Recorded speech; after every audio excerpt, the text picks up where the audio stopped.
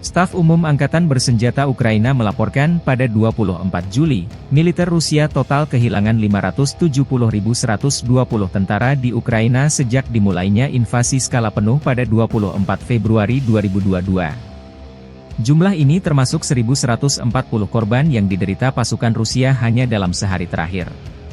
Menurut laporan tersebut, pasukan Vladimir Putin juga total kehilangan 8.302 tank, 16.013 kendaraan tempur lapis baja, 21.279 kendaraan dan tangki bahan bakar, 15.759 sistem artileri, 1.125 sistem roket peluncur ganda, 902 sistem pertahanan udara, 363 pesawat terbang, 326 helikopter, 12.544 pesawat tanpa awak, 28 kapal dan perahu, dan 1 kapal selam.